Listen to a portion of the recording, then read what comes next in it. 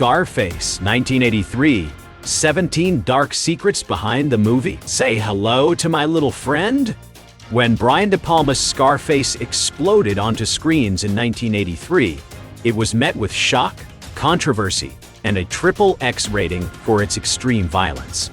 But decades later, Tony Montana's rise from a Cuban refugee to a cocaine kingpin has become the ultimate cultural blueprint for the American dream gone wrong.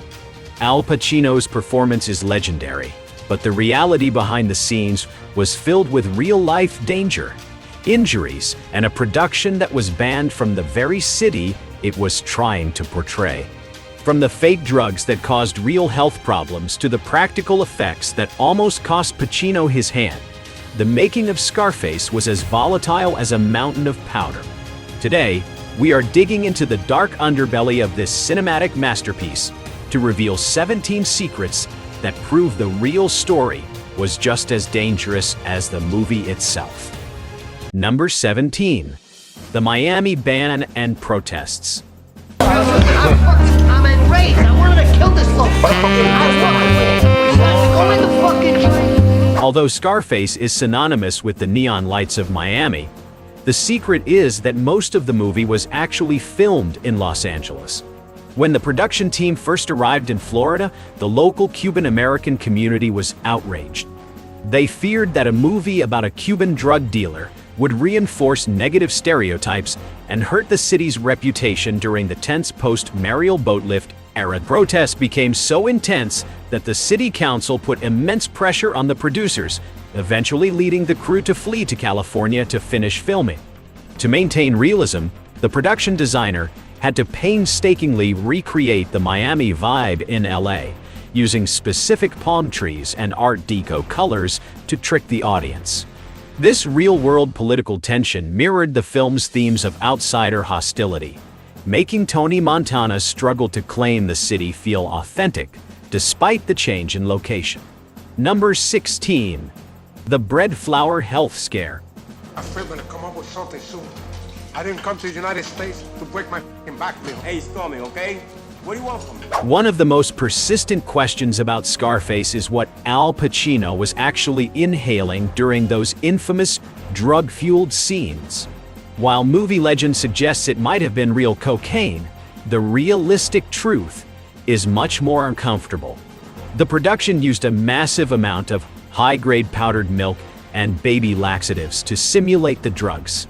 However, the secret dark side of this detail is that inhaling these substances for months caused serious long-term damage to Al Pacino's nasal passages. For years after filming, Pacino reported that his sinuses were never the same, and he suffered from chronic respiratory issues during the shoot. This physical toll added a layer of genuine irritability and frantic energy to his performance. The white powder on the table might have been fake, but the physical suffering it caused the actors was a very real part of the film's gritty atmosphere. Number 15. Pacino's permanent hand injury. The explosive finale of Scarface is a masterclass in practical action, but it almost ended Al Pacino's career. During the chaotic Little Friends shootout, Pacino grabbed the barrel of his prop Nick after firing several rounds of blanks. Because the gun had been firing continuously, the metal barrel was searing hot. Pacino suffered severe third-degree burns on his hand, and the skin was literally fused to the weapon. The secret is that production had to be shut down for 2 full weeks while he recovered in the hospital. Even after returning, Pacino had to wear heavy bandages that were carefully hidden by the camera angles. This real-life injury added to the raw, pained intensity in his eyes during that final stand. When you see Tony Montana screaming and firing, that crazed look is partially fueled by the genuine physical agony Pacino was enduring on set. Number 14. The secret behind the chainsaw scene.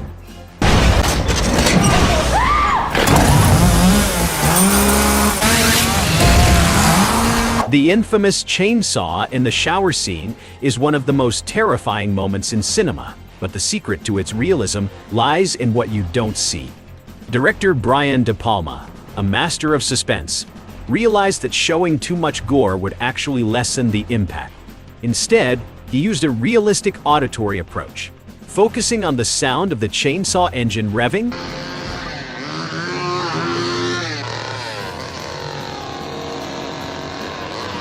and the splashes of fake blood hitting the shower curtain. The dark secret here is that the scene was so intense, it was the primary reason the MPAA gave the film an X rating. De Palma had to edit the scene multiple times, but he secretly submitted the original gory version back to the board for the final release, and they didn't notice the difference. This clever manipulation of the censors ensured that the raw, brutal energy of the scene remained intact for the audience. Number 13. Steven Spielberg's secret contribution.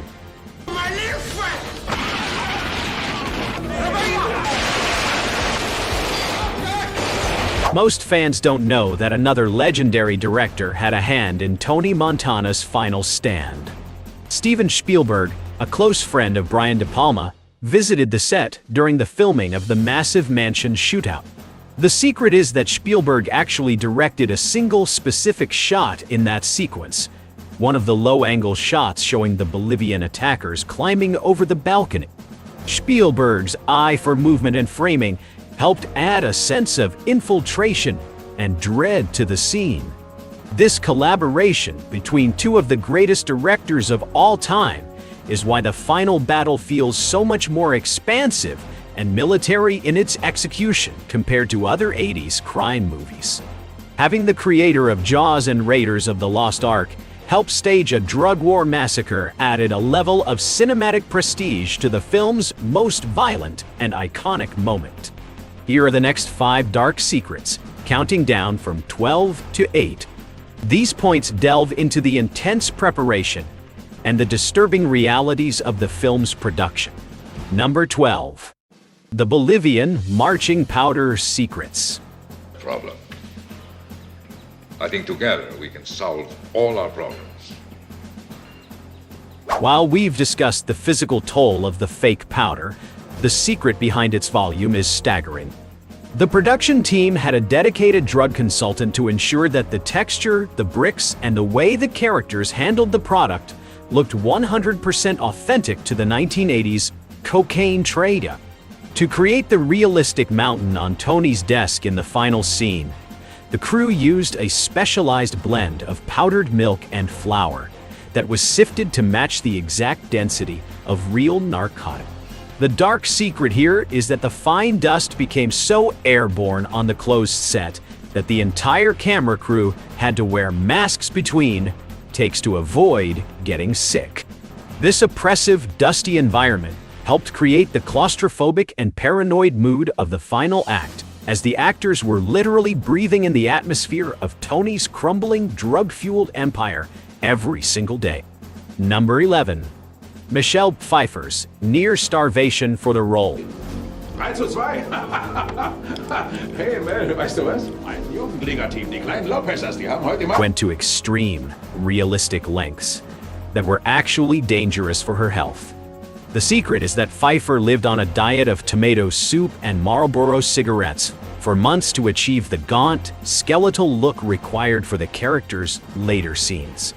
As the production dragged on due to delays and Pacino's injuries, Pfeiffer became so thin and physically weak that the crew became genuinely concerned for her well-being. This physical exhaustion translated into her haunting performance. The empty look in her eyes and her cold, detached demeanor weren't just acting, they were the result of a body pushed to its absolute limit. This dark reality added a layer of tragic authenticity to the character of Elvira, showing the hollow side of the glamorous lifestyle Tony was so desperate to achieve. Number 10. The real-life inspiration, Omar Torrijos. You have to watch out for yourself. Why don't you talk to him about it? You think he wants to give you the money to spend? Huh? I'm doing it. While Tony Montana is a fictional character, much of the film's political realism was inspired by the dark, real-world events of the time. The secret connection lies in the character of Alejandro Sosa and the Bolivian cocaine coup of 1980. The writers researched the real-life kings of cocaine, who used their wealth to influence governments and fund private armies. The dark secret here is that the production was so accurate in depicting how drug cartels operated that it allegedly drew the attention of actual federal investigators who were monitoring the Miami drug trade at the time. By grounding the film in the realistic logistics of international smuggling and political corruption, the movie felt less like a Hollywood thriller and more like a warning about the shadow governments being built on the back of the narcotics trade, making Sosa feel like a truly untouchable and terrifying villain. Number 9. Sarah, the F-bomb record and censorship wars. Ja? Nein, das hast du mir aber nicht gesagt. Ich hab dir gesagt, du sollst sagen, du hättest DB gehabt.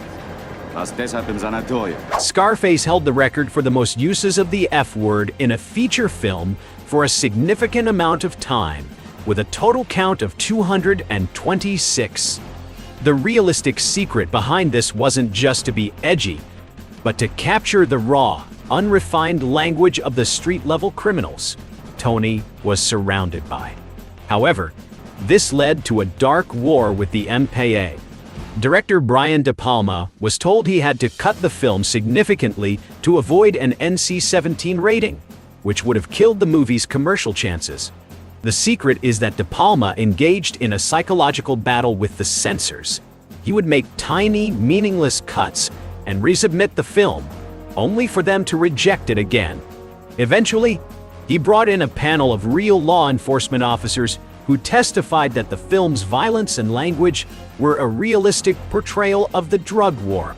This testimony finally forced the board to grant the R rating. Number 8. The mirror imagery and paranoia. He was from the United States. Just like you know. He was a Yankee. A hidden secret in the film's cinematography is the use of mirrors to represent Tony Montana's fracturing psyche. Director Brian De Palma and cinematographer John A. Alonzo used a realistic, dual-perspective lighting technique where Tony is often seen in reflections or through glass. This was a visual representation of the paranoia that real-life high-level drug lords face, the feeling that they are always being watched, either by the police or their own shadows. The dark detail here is that as Tony's addiction grows, the mirrors become more prominent, showing a man who can no longer recognize himself. In the final scene, the mass of the world is yours globe is mirrored in the pool below his body.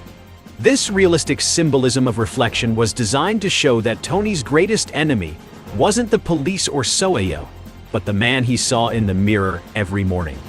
Here are the next 5 dark secrets, continuing our countdown from 7 to 3. These points reveal the extreme lengths the production went to for historical and technical accuracy. Number 7. The Mariel boat lift realism.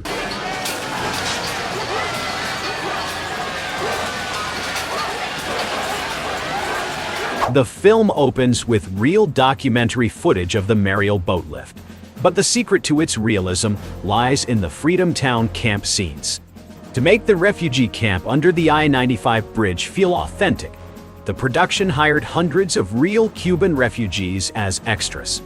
The dark secret here is that many of these extras had actually been part of the real boat lift just 3 years prior. This created an incredibly tense atmosphere on set, as the actors were reliving their own recent trauma while filming scenes of processed refugees. The gritty and dirty look of the camp wasn't just movie magic.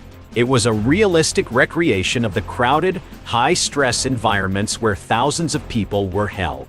This decision ensured that Tony Montana's desperation to get out of the camp felt grounded in a very real, very recent humanitarian crisis.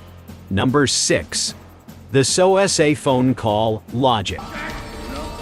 Say hello to my little friend! One of the most chilling scenes involves Tony's phone call with Alejandro Sosa after the failed assassination attempt in New York. The secret behind the realism of Sosa's character is that he represents the corporate narcotic world, the clean, wealthy elite who never touch the product but control the violence. The dark detail here is that the writers based Sosa's Bolivian empire on the real-world Santa Cruz de la Sierra cartels. These groups operated like a legitimate shadow government with their own intelligence networks. When Sosa tells Tony, "You shouldn't have messed with me," it wasn't just a threat. It was a realistic portrayal of how high-level cartels use targeted violence to protect their political interests. By making the villain a sophisticated businessman rather than a street thug, the film showed the terrifying, realistic scale of the global drug trade that eventually crushed Tony Montana. Number 5. The blood cannon practical effects.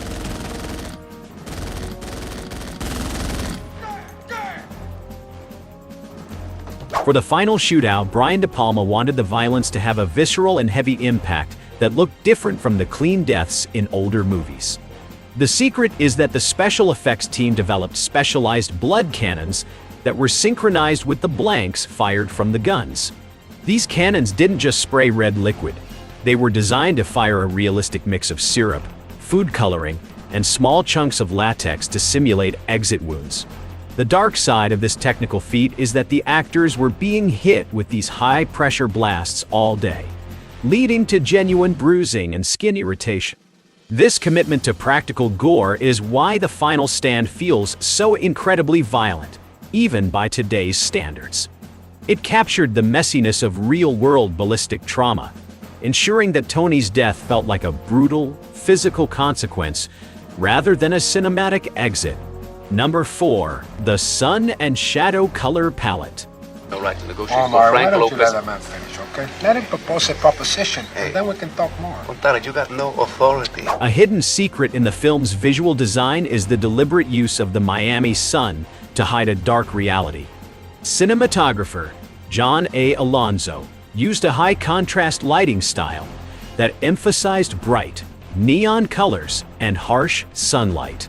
The realistic intent was to contrast the glamorous look of the 1980s with the dark, bloody nature of the business.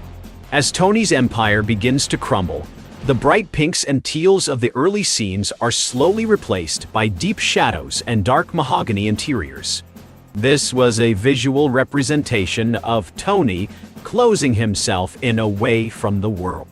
The dark secret is that the bright lighting actually made it harder for the actors to stay in character, as the intense Miami heat, simulated in LA, made the set incredibly uncomfortable.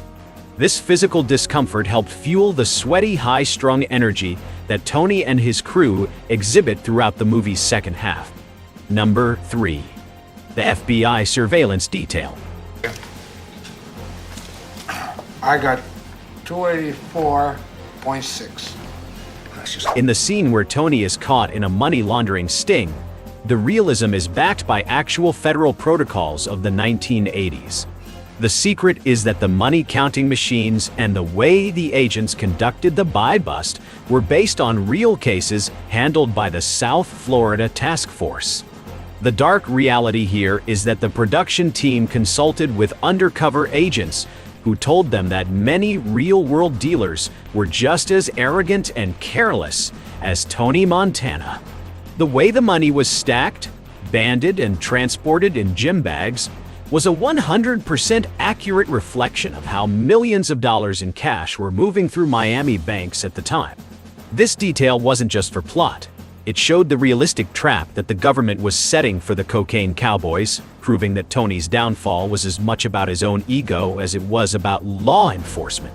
Here are the final 2 dark secrets of Scarface, followed by a fitting outro to close out the story of Tony Montana's rise and fall. Number 2. The M60 Little Friend Technical Secret. You wanna play rough? Okay. Say hello to my little friend. The weapon Tony Montana uses in the finale, his little friend, is a customized M16A1 rifle with an M203 grenade launcher attached. While it looks like a standard Hollywood prop, the secret to its realism is that the weapon was modified to fire high-flash blanks. These were specialized cartridges that produced a much larger and brighter muzzle flash than standard blanks to ensure the camera captured the firepower realistically. However, the dark side of this was the intense heat and noise levels.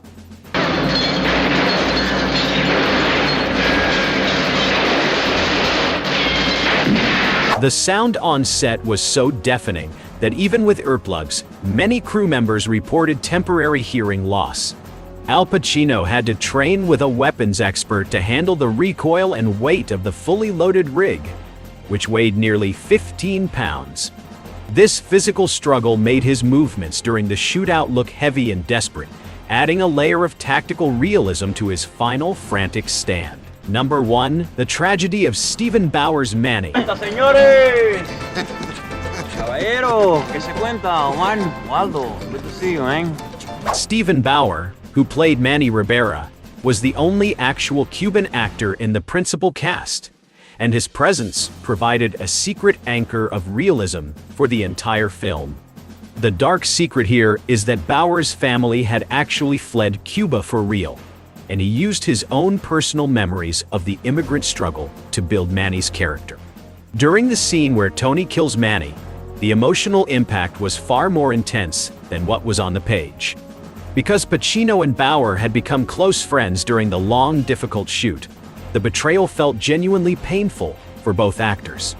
The dark reality of this scene is that it symbolized the end of Tony's last connection to his humanity. By killing his best friend, Tony realistically died emotionally long before the Bolivians reached his balcony, making the final massacre a mere formality for a man who had already lost everything.